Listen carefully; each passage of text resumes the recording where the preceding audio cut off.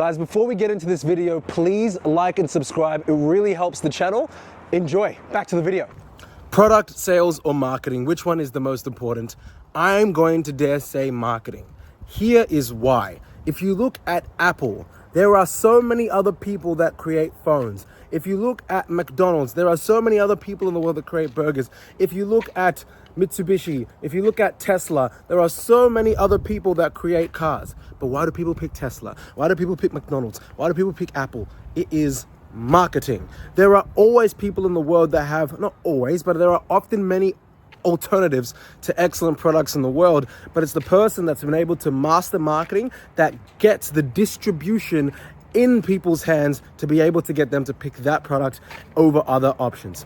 The reason why I mentioned this as a 25-year-old who's still yet to learn, right? Yes, we've been able to generate over 7 figures in revenue for our clients. Yes, the agency itself might even cross its own 7 figures plus in revenue in a 12-month calendar year. Yes, I've been able to acquire production companies and other businesses and serve hundreds of clients around the world. But let me tell you this one thing. Whilst I am still learning and learning from those significantly more experienced than me, because learning is ever longer and you're always going to be a student in life, I can assure you that if you look at the biggest companies in the world, just look at who's on the Forbes list. A lot of those guys are literally psychologists in business suits. Louis Vuitton. There is so much psychology that goes on in influencing buyer decisions that essentially a really, really good marketer understands how to present something to a demographic of people in a way that makes it reasonable or unreasonable for them to not purchase that option over something else. So for example, if I have a piece of clothing, if I just say, here's my piece of clothing, it's $20, it's $50, this is great product and the material is good, ABCD, buy this. Guys, listen, if you're enjoying this content, then please like and subscribe. It helps the channel grow. And back to the episode. I'll see you guys there. Well, that's one level of marketing and it's pretty average, it's pretty terrible. But if I say, listen, as an example, my name is Damio Kadara. I was born in Fiji, I'm from Nigeria.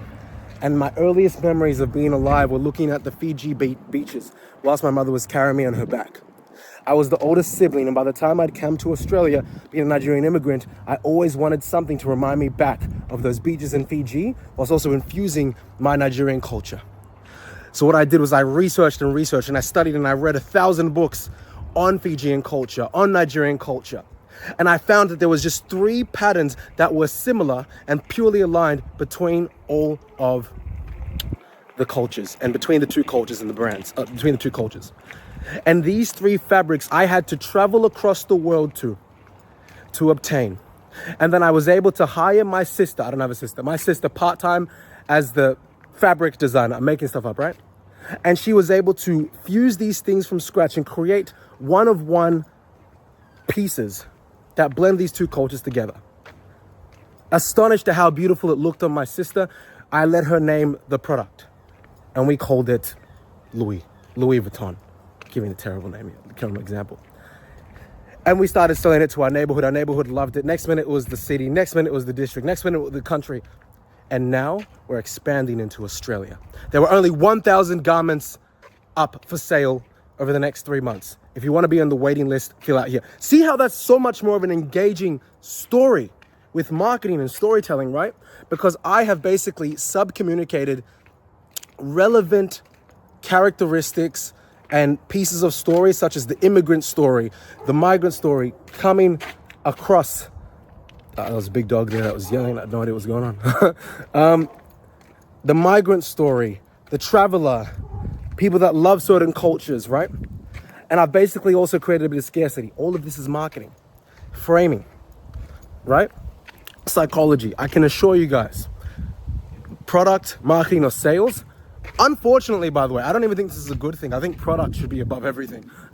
But marketing, that is the top of that's the top of the food chain. If we're looking at those 3. Let me know if you guys agree though. Let me know if you disagree or if you agree. I'd love to hear your feedback in the comments. This is just what I've learned serving hundreds of businesses across the world. And I'm excited to see if my opinion on this is to change in the next 5 years.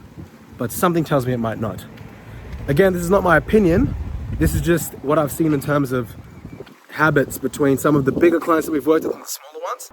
Guys, I hope you've enjoyed that video. If you liked it and you got something from it, or even if you didn't, please like, share, subscribe, and drop a comment. It really helps the algorithm favor this channel.